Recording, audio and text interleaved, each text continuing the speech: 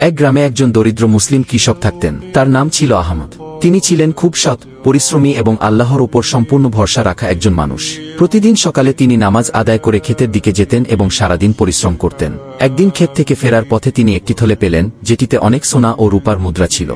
আহমদ খুব সহজেই এই টাকা নিজের করে নিতে পারতেন, কারণ আশপাশে কেউ ছিল না। কিন্তু তিনি জানতেন এটা হারাম এবং আমানতের খিয়ানত হবে। তিনি থলেটি নিয়ে মসজিদের ইমাম সাহেবের কাছে গেলেন এবং বললেন, হুজুর, আমি এই টাকা রাস্তা থেকে পেয়েছি, যদি কেউ হারিয়ে থাকে দয়া করে খোঁজ করুন।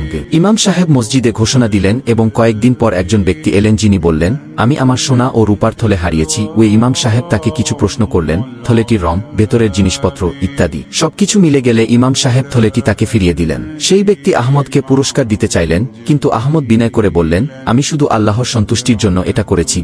এর কয়েক মাস পর সেই ধনী ব্যক্তি আবার গ্রামে এলেন। এবার তিনি আহমদের সততা দেখে তাকে নিজের খামারের ম্যানেজার হিসেবে চাকরি দিলেন। ধীরে ধীরে আহমদ স্বাবলম্বী হয়ে উঠলেন, কিন্তু তার বিনয়, সততা ও আল্লাহর উপর ভরসা কখনো বদলায়নি।